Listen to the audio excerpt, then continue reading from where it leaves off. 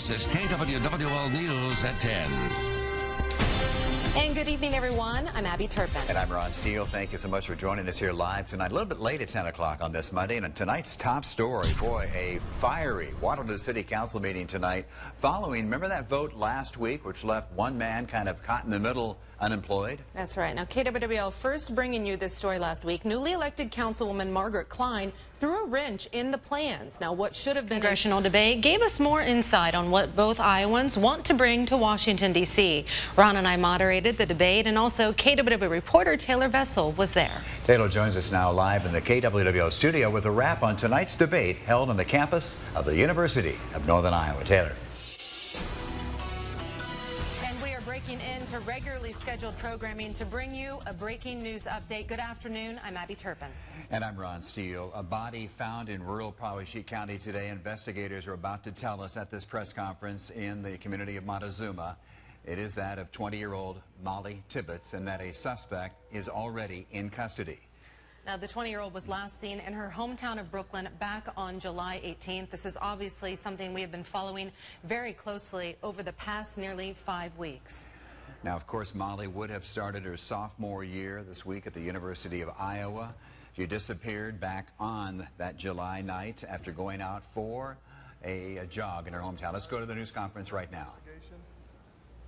Thanksgiving today, there were more turkeys on the tables for families thanks to a local food rescue organization. KWWL reporter Jalen Socek tonight brings us the story of how Table to Table is helping brighten the holidays by filling bellies. And Jalen right now live with more on this great story for a Thanksgiving night. A year of heartbreak for one Eastern Iowa family. As the year draws to a close, we are looking back on the stories that gripped our attention. For more than 4 months, law enforcement searched for any trace of LaPorte City teenager Jake Wilson. And right now, KWWL's Colin Dorsey joins us here in the studio tonight to remember the effort to bring Jake home. Top story tonight, the U.S. Attorney's Office here in Iowa is cracking down on opioid cases, especially those resulting in death. There were 3 recent deadly cases right here in our area of Iowa. And good evening and welcome to the Olympic Zone. I'm Abby Turpin. And I'm Ron Steele. Thanks for joining us here tonight. We're going to be with you throughout the Olympic Games to bring you an inside look exclusively at all things Winter Olympics. Now, 4 years ago, Michaela Schifrin won Olympic gold in the slalom as an 18-year-old. And of course, that invited big predictions of what she might accomplish in the future. Let's take a look for the NBC's Dan Hicks. Dan. And we are tracking storms and tornadoes across much of our state today. This video right here taken in Marshalltown, a very large funnel cloud spotted. You can see that storm swirling in the distance. And right here, another video sent to us by a viewer shows 2 funnel clouds, this in Altoona, about 10 miles away from Adventureland. Needless to say, we are tracking severe weather tonight. Major storm damage is being reported in our viewing area. Earlier this year, the city of Dubuque was called a child care desert. Child care is so critically important to area families, but 81% of children in Dubuque are said to have no child care provider they can go to on a daily basis. A real crisis there. But is a Decision 2018 special report, the first congressional district debate. Good evening, everyone, and welcome to the beautiful Gallagher Blue Dorm Performing Arts Center here on the beautiful campus of the University of Northern Iowa in Cedar Falls. And welcome to the first debate between the 2 candidates for 1st District Congress here in Eastern Iowa. The incumbent Republican is Congressman Rod Blum. Democratic State Representative Abby Finkenauer. They are on the stage now, ready for tonight's debate. I'm KWWL anchor Ron Steele. And I am KWWL anchor Abby Turpin. Ron and I will be serving as the moderators of tonight's debate. We have compiled the list of questions for the candidates, and we will also be including some questions submitted by our KWWL viewers. Tonight's debate will go as follows, though we'd like to keep it informal as possible. Each candidate will have up to 90 seconds to deliver an introductory statement. 1-year anniversary of the Las Vegas massacre. President Trump said that a ban on bump stocks is coming, and also said his administration is working with Congress, quote, on both sides, on, quote, a lot of different things in regards to gun legislation. Could you elaborate and also explain your stance on gun control? It's time. Thank you both. My next question centers around the word ethics.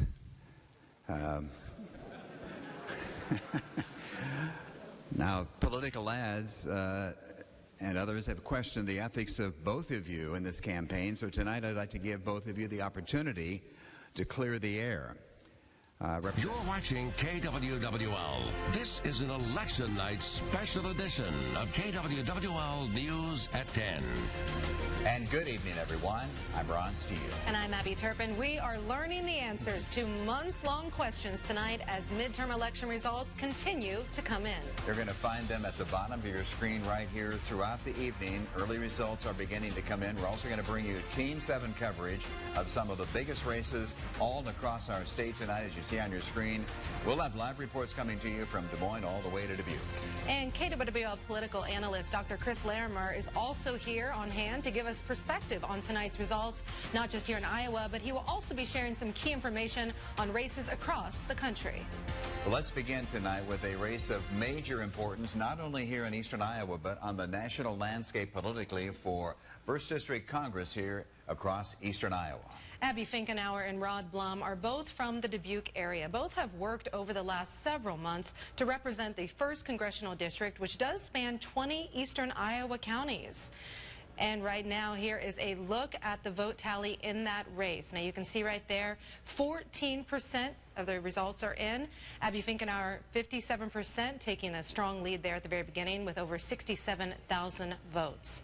We have KWWL reporters live from the watch parties of both of the Finkenauer. Well, now to a special report. It is an event that no parent, teacher, or student wants to even think about: a school shooting. Well, they happen far too often, that is certainty. However, school administrators are still preparing for what they would do in a worst-case scenario situation. Our report. New at 10, imagine not knowing that you are sick. Well, the Iowa Department of Public Health says too many people are living with HIV and are unaware of their infection. Well, now Iowa pharmacies are hoping to change that. KWW reporter Amanda Gilbert caught up with a local pharmacy in Waterloo about this new initiative. A warm place to stay, a hot meal, boy, things we so often take for granted. Well, tonight, though, we want to tell you that a homeless World War II veteran and his son are very grateful to some local organizations who have rallied together to make some big things happen for them lately. With that in mind, let's go live right now to KWW's Lauren Moss. Lauren is live in the newsroom with a great story on this Veterans Day. National studies show 1 in every 5 students reports being bullied. That's right, Abby. In fact, with that in mind, the Cedar Rapids Police Department today teamed up with hockey players from the Cedar Rapids Rough Riders for what they call an Every Goal Matters program. It's a program to fight bullying. KWW reporter Ashley Neighbor joined the officers and the players today. And she is live now in Cedar Rapids with the story. Ashley. Happening right now here live at 6 o'clock. Our temperatures will be falling by this weekend, so it's easy to believe winter is fast approaching. And for people falling on hard times, so to speak, cold temperatures mean a lot of extra worry when it comes to staying warm and even sometimes just having anywhere to go. KWW reporter Colin Dorsey right now is at the Salvation Army in Waterloo. And earlier, Colin, you had a chance to talk to the Army about what they are doing to help out as the... When you invite me into your home every night, I feel a responsibility to be an active part of the community I serve. Your welcoming arms and hearts have allowed me to continue to do that, and I'm proud to call Eastern Iowa home. This is the Steele Report. Well, right now on this week's edition of the Steele Report, I just want to say advanced manufacturing. So when I say those words, what comes to mind for you? Well, my two guests this week are here to tell us what advanced manufacturing means to them. And new details tonight on the passing of a former U.S. Senator to Iowa. John Culver has died. He represented our state for 16 years in Congress as a Democrat in both the Senate and House during his career. Now, he was also the father of former Governor Chet Culver. Tonight, we are hearing from current Senator Chuck Grassley on Culver's death. Senator Grassley said in a statement, and I quote, "Senator Culver was a tough competitor. He was proud of his record and defended it, not sacrificing his stands for political expediency, and that deserves to be recognized. Personally, I'll never forget his grace and good wishes after the election of 1980 and when we would cross paths over time afterward." John Culver died in his home in Washington, D.C. on Wednesday. He was 86.